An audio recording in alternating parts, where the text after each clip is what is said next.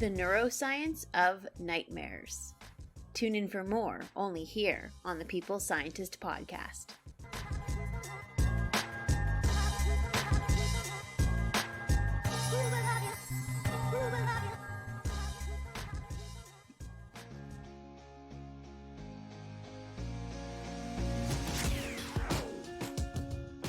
You are listening to the People Scientist, the podcast dedicated to helping us optimize our health with the latest scientific findings on neuroscience, physiology, and nutrition. I, your host, Dr. Stephanie Caligiuri, a nutritionist, physiologist, and neuroscientist, will be here with you every single week, bringing us information to ignite our thinking, to help us be one step closer to the healthiest we can be.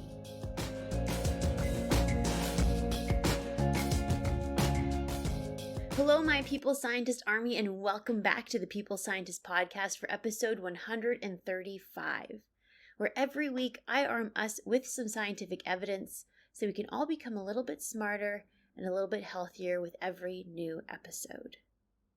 How are you feeling today? I hope you're feeling well. Thank you for bringing me into your day, and I hope that I can add something interesting for you to think about today. But before I jump into today's episode, I want to make a special shout out to two of my listeners that recently bought me coffee to say thank you for the show. So thank you, Stevie, and thank you, Tony, for the coffees. That kind gesture keeps me fueled and excited about continuing on with the podcast, so thank you so much. If you by chance also want to say thank you for the show by buying me a coffee, you can do so via the link in the description box to this episode. So what is the topic for today's 135th episode? Well, seeing as Halloween is 1 week away, I wanted to do a topic that was related to Halloween. And this one I'm excited about because I find it so interesting. Today we are going to dive into the neuroscience and psychology of nightmares. But before we do, as we always do, let's start off with a foregone fact, where I share scientific finding from long ago.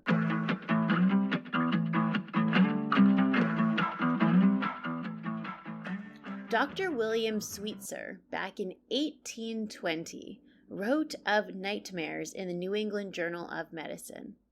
Now, I love how scientists used to write scientific articles back then.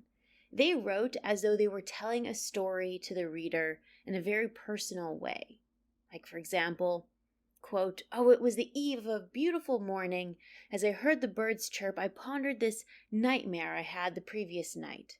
Well, let me tell you my thoughts on it as I sit here," etc., etc. So it's really quite fun to read these scientific articles back from the 1800s.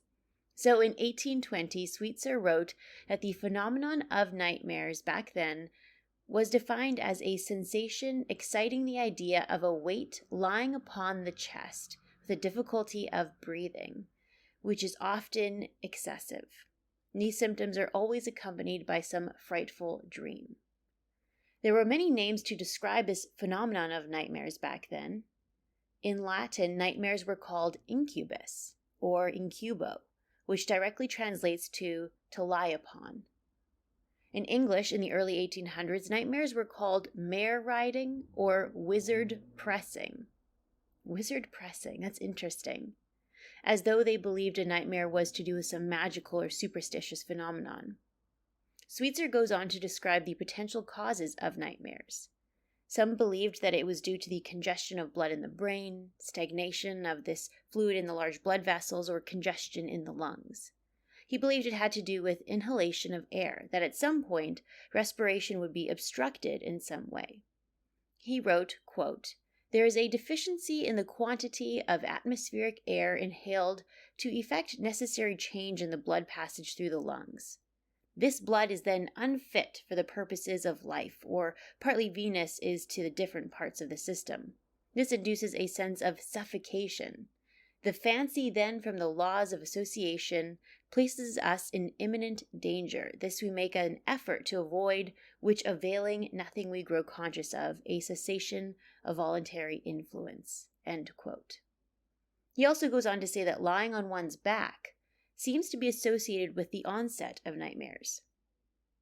And even in today's scientific observation trials with sleep studies, there actually is a higher rate of nightmares when individuals sleep on their back.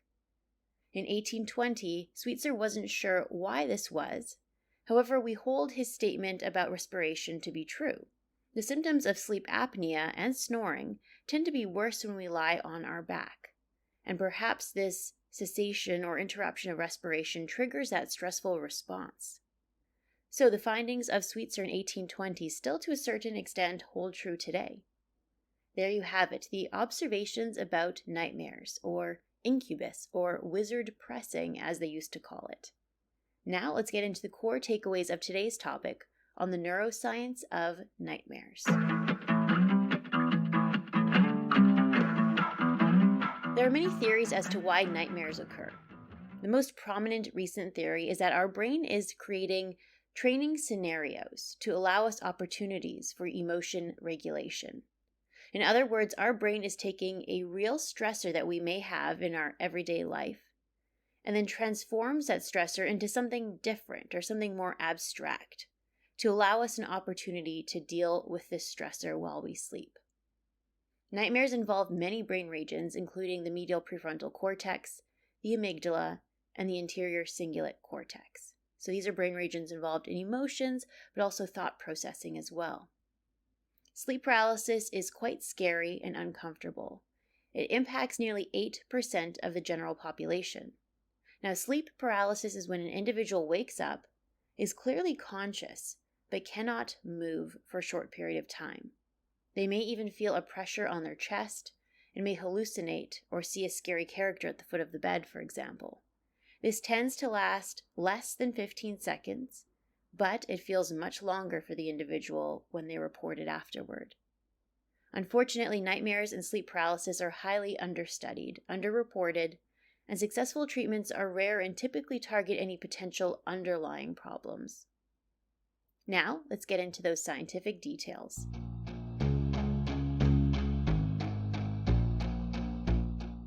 Spoormaker in the journal Sleep Medicine Reviews in 2006 wrote about nightmares. They have been defined as extremely frightening dreams. Nightmares tend to be highly visual and have a complicated plot. They are often characterized by negative feelings like sadness, dread, disgust, and/or fear. There are thought to be two types of nightmares: idiopathic nightmares and post-traumatic nightmares. Now, idiopathic nightmares meaning that the cause is unknown. Then there's post-traumatic nightmares, which are more severe and distressing and often are associated with post-traumatic stress disorder or a traumatic event that we went through. Nightmares are characterized by waking up primarily during REM sleep with clear recall of the dream. Now, this is distinct and different from sleep terrors. Sleep terrors arise during non-REM sleep and are usually not accompanied by vivid dreams and do not result in awakenings with clear recall of the dream, but often awakening in fright. Nielsen and Levin in the journal Sleep Medicine Reviews in 2007 wrote a great review on nightmares. They wrote that nightmares occur in 2 to 10% of the population. They also tend to be more frequent among children, women, and a wide range of patients with different psychiatric or personality conditions. Several models of nightmare production suggest that nightmares may be implicated in an emotional adaptation function. It has been previously thought that nightmares are present in individuals with high anxiety and stress. However, we are appreciating that this is not always the case. Nightmares are more than a symptom of a larger anxiety syndrome and need to be viewed from a sleep medicine perspective. Nightmares are highly prevalent and are a separate sleep disorder that can and should receive specific treatment. One systematic content analysis found incidences of 62% for fear anxiety and 38% for other negative emotions in nightmares. And nightmares do disrupt sleep and have been associated with other sleep disorders such as night terrors, chronic insomnia, sleep-disordered breathing like sleep apnea, although the latter finding applied to post-traumatic nightmares only. In the general population, nightmares have been associated with asthma as well and snoring. Gross and Levy shared that dreams often have an apneic event, meaning during sleep apnea where respiration stops or is interrupted. And that tends to have this negative tone to dreams and causes kind of a stressful, anxious response in the dreams. An apneic event, or rather its distress associated with it, might induce negative emotions in the dreams and increase the frequency of nightmares. So this also goes back to the data in 1820 where I was talking about how Sweetser was predicting that respiration or interference with our proper breathing during sleep might be what induces nightmares. Nightmares may also be drug-induced or medication-induced.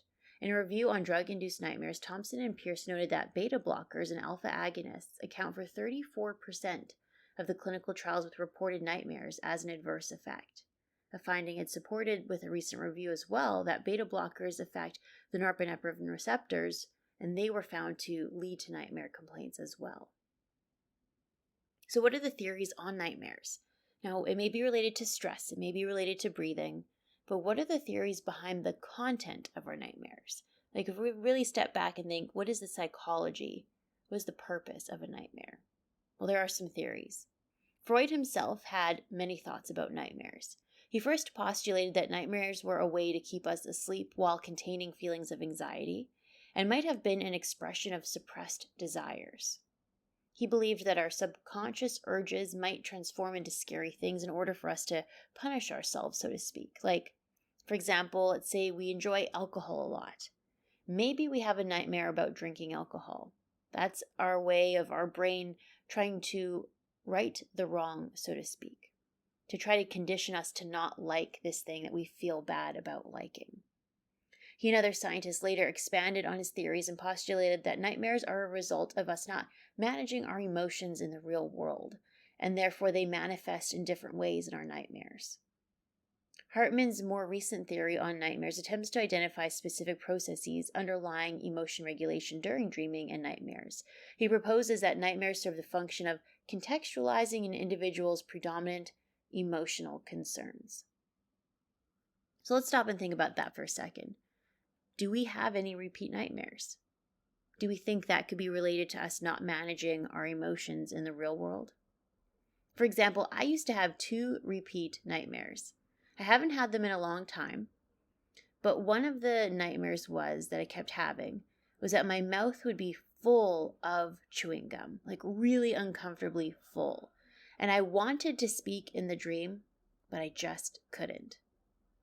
The other nightmare I had a few times was that I was driving a car far too recklessly, and I wasn't able to step on the brake. I wasn't able to slow down for some reason. I wasn't able to gain control of the car. So if we believe these nightmares are manifestations of our real-world emotions, let's think on these then, the nightmares that I had. Maybe it's very telling. Maybe the nightmare about the gum in my mouth was related to me being afraid to speak up. Maybe I was afraid to speak my mind at that time in my life, or maybe I felt like I couldn't, like I wanted to say something, but I couldn't. I could see that because when I was having these nightmares, I was younger, I was more quiet, I was shy, I was less confident than I am now. So I think that nightmare could have been a manifestation of how I was feeling back then. Maybe this driving recklessly nightmare meant I felt out of control in some way. Or maybe these nightmares just meant that I had some stresses that I hadn't dealt with yet. Can you think of any nightmares that you have had or that you currently have? Do they seem to manifest in ways that might portray our real-world stresses? Do they represent emotions that we have consciously, but that we just haven't dealt with yet? Another theory about nightmares is the threat simulation model of nightmares. This is an evolutionary theory that provides an opportunity for scenario training, so to speak.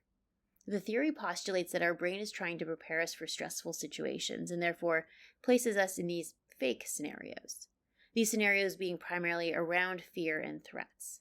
They're like an active rehearsal of such simulated responses, and as a result, it kind of trains us for threat avoidance skills in the waking world and is thought to enhance our behavioral and survival advantages. Fisher and colleagues observed people with frequent nightmares in the clinic. They noted that heart rate and respiration did not change during the nightmare, so they postulated that nightmares might be a way for our brain to help train our body to be calm in times of stress and fear. Do you remember back in episode 117 where I talk about horror movies? scientists speculated that people who watch horror movies were more resilient during the pandemic. Now, they believed this for two reasons. One, people who enjoy horror movies tend to approach morbid scenarios with curiosity, as opposed to emotional reactivity. Second, people who watch horror movies somewhat go through scenario training. Like when they're watching a scary scene of a movie, they might think, okay, if I were this person in this scenario, I would do this instead. This scenario training might offer an opportunity for emotion regulation as well, meaning we learn to regulate our emotions in scary situations. So we're watching this scary movie, we're frightened, but we're learning how to cope and deal with that in a safe environment. So the scientists speculate a similar thing with nightmares, that we may have nightmares as a way to help train us against scary or threatening scenarios in the real world. Now, how about another theory to explain nightmares? This one is called the affect network dysfunction model. It stipulates that nightmares result from our emotional processes malfunctioning during normal dreaming, and therefore serves the purpose of fear memory extinction. So similar to the theory I just proposed, this theory speculates that our brain is attempting to stop fear memories. This is supported by the limbic, paralimbic, and prefrontal regions of our brain. These brain regions constitute the control center for our emotions while we are awake and while we're sleeping. Now, our other brain regions that are believed to be involved in the cognitive and emotional components of nightmares are the amygdala, the medial prefrontal cortex, and the anterior cingulate cortex as well. So if an individual unfortunately suffers an injury in some of these brain regions, perhaps has had a stroke where these brain regions are involved, perhaps they've had a concussion where these brain regions are involved, it is possible that some of their symptoms while they're recovering could be increased nightmares because these brain regions regulate nightmares and dreaming and cognition while we're sleeping. Koth in the journal Dreaming in 2001 wrote how certain personality traits correlate with individuals that have a high prevalence of nightmares. Now, individuals with frequent nightmares tended to score higher for the presence of neurotic symptoms, including guilt and anxiety, and these were higher versus those that did not predict or did not report having nightmares. Nightmare frequency has been correlated with anxiety, distraction, guilt, dysphoria, and guilt or fear around failure. Hartman back in 1984 found that individuals with frequent nightmares had significantly elevated scores for schizophrenia on the psychopathic deviant and the paranoia scales of the Minnesota Multiphasic Personality Inventory. Hartman in 1981 observed that individuals with frequent nightmares tended to also be creative and artistic, which is interesting. So if you're listening right now, do you battle with having nightmares? Do you feel like any of these personality traits hold true for you or anyone else that you know? In this study by Koth in Dreaming in 2001, they had recruited 10 men and 31 women ranging from the age of 19 to 50 years old, with the average age being 31. All subjects had no psychiatric diagnosis. The purpose of this clinical trial was to learn more about nightmares and the impact that it can have on the individual's mood. The study design included a 4-week period during which sleep quality and dreaming was recorded. So what did the scientists find? There were themes of the participants' nightmares that kept coming up. The most common theme was that people felt that they were being threatened or persecuted. The second most common was that there was an accident or catastrophe. The third was having a violent attack against the dreamer or witnessing a violent attack against others. Illness, animals and other creatures, and then also no information or not remembering of the dream content. Now, the consequences of nightmares included physical complaints, negative emotions such as being afraid, discouraged, nervous, restless, or upset. Most of the participants reflected on their dream or tried to interpret it. Now, sometimes a nightmare encouraged them to change something in their life. Like immediate behavioral consequences on the day following the nightmare were observed in a few of the cases. Now, subjects scoring particularly high for the personality trait of neuroticism and those with health concerns indicated experiencing more behavioral consequences of nightmares, meaning that the nightmares made a really big impact on their life. Likewise, following a nightmare, subjects in this category were more distressed by a nightmare and also scored higher on state anxiety test scores. So certain personality traits do seem to be associated with the likelihood to have a nightmare and for that nightmare to have a negative impact on someone's life. Have you ever had a nightmare and it impacted you for the whole day? Like, did it leave a lasting emotional feeling with you? It's so funny because myself and some of my friends have talked about this concept of dream cheating. Like, they dreamt that their partner cheated on them, and they woke up feeling really mad toward their partner because even though we know it isn't real, our brain made it seem so real. The emotions that we felt real. Now, if we think back on these previous theories as to why our brain might create nightmares, why did it do it? For scenario training to deal with emotions that we're not dealing with in the real world? Is our brain trying to do this to prepare us for potential heartbreak? To scenario train to give us an opportunity to regulate our emotions? Perhaps. It's an interesting theory, isn't it? Now let's talk about sleep paralysis. Have you heard of this before? Dennis, in the journal Sleep Medicine Reviews in 2018, wrote that sleep paralysis is a relatively common but under-researched phenomenon. While the cause of sleep paralysis is unknown, a number of studies have investigated potential risk factors. Sleep paralysis is when we wake up, but we cannot move for a short period of time, even though we may want to move. We could move our eyes and perhaps breathe normally, and our perception of the space around us is quite clear. We feel quite awake. These episodes are frequently associated with a variety of hallucinations, such as a sense of an evil presence, known as intruder hallucinations, pressure felt on the chest, which is called Incubus hallucinations, and illusory feelings of movement, like vestibular motor hallucinations. This, I believe, is what they were talking about back in the 1800s in my foregone fact, the wizard pressing, an incubus, they used to call it. Some people have described sleep paralysis as waking up, being fully conscious, but they cannot move, and they see a scary-like creature at the foot of their bed.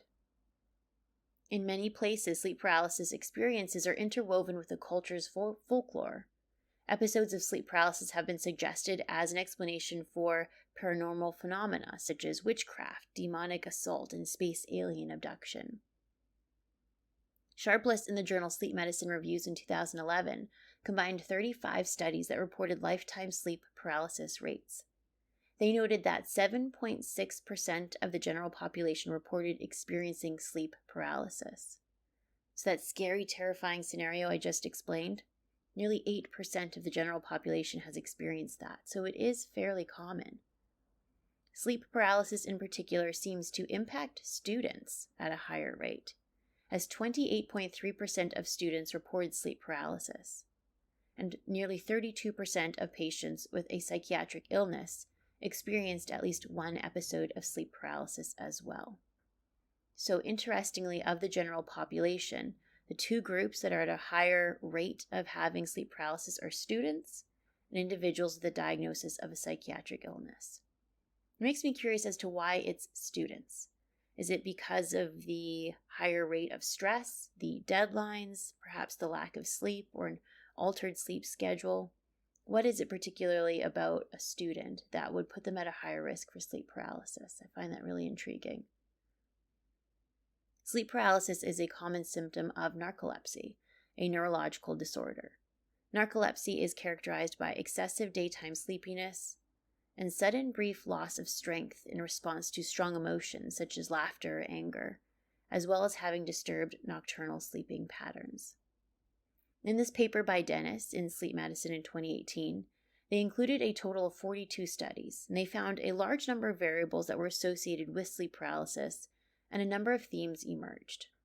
These were stress and trauma, genetic influences, physical illness, personality traits, anomalous beliefs, sleep behavior disorders, symptoms of psychiatric illness, etc. Sleep paralysis appears to be particularly prevalent in post-traumatic stress disorder, and to a lesser degree, panic disorder. Now let's get more specific about the correlations they found in this review. General experiences with potentially traumatic events, such as an assault, death of a loved one, disasters. These were found to be related to sleep paralysis. There did appear to be moderate genetic influences. Estimated about 53% of the variation could be predicted by genetic influence. A number of specific genes involved in circadian cycles were also examined, and specific polymorphisms, or SNPs, of a gene called PER2, or PER2, was associated with sleep paralysis. So it is possible that sleep paralysis may run in the family, so to speak. Body mass index, interestingly, was not found to be related to whether someone reported having experienced sleep paralysis during their lifetime.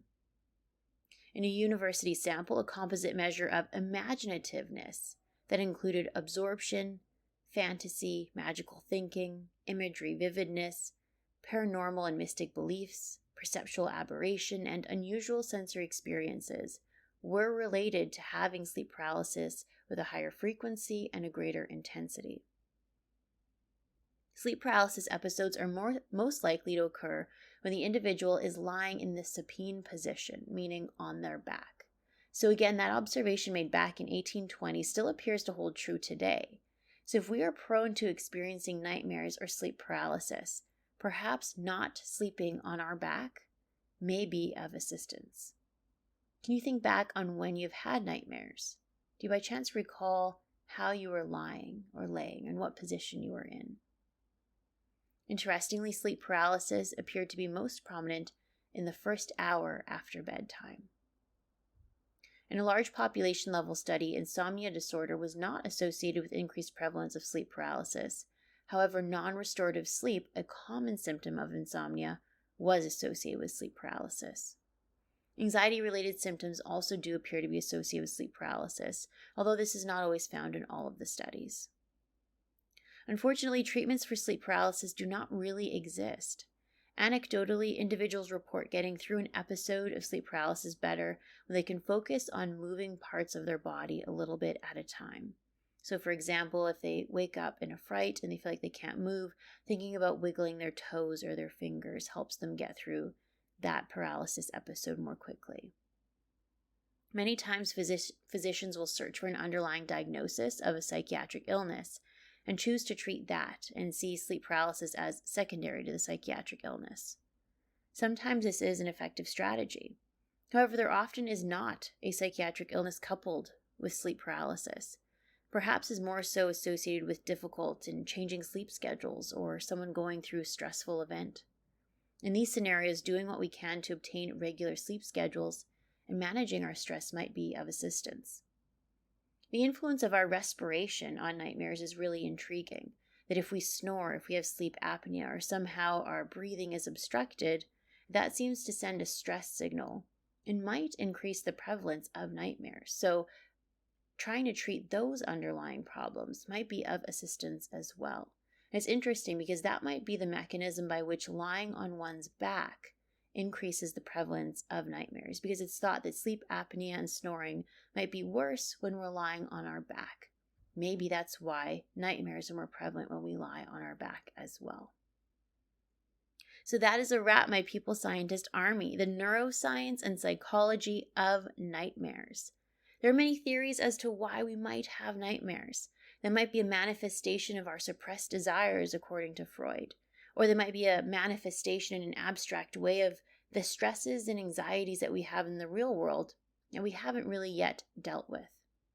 Another theory is that nightmares are a scenario training paradigm to allow us to better be prepared for scenarios and threats in the future, to give us an opportunity for emotion regulation, so to speak, just like horror movies might do that, like I talk about back in episode 117. Now, many brain regions are involved in nightmares, such as the amygdala, the medial prefrontal cortex, and the anterior cingulate cortex. Sleep paralysis is very common, affecting nearly 8% of the general population. We don't have a great understanding of sleep paralysis nor great treatments. However, there are some small indications and insights, such as perhaps trying to sleep on our back less and trying to treat underlying problems such as stress, anxiety, and working through traumatic events that we may be able to better cope with them and not have to cope with them in our dreams, so to speak. If you have any questions or comments, please do feel free to reach out to me through social media. I use Instagram the most, if you by chance have the choice of social media platform. If you by chance want to buy me a coffee to say thank you for the episode, you can do so via the links in the description box to this show too. I hope that this episode was interesting and insightful for all of you. I know I found it really cool. So happy Halloween or early happy Halloween to all of you. I hope that you have a wonderful 2 weeks, and I look forward to meeting you back here in 2 weeks' time. Bye for now. I am a scientist simply sharing scientific evidence. Some of the clinical interventions I discuss are not appropriate for everyone. Before making any changes to your diet or lifestyle, please do consult the advice of your physician or dietitian. My opinions expressed here do not necessarily reflect those of Mount Sinai Hospital and its affiliates.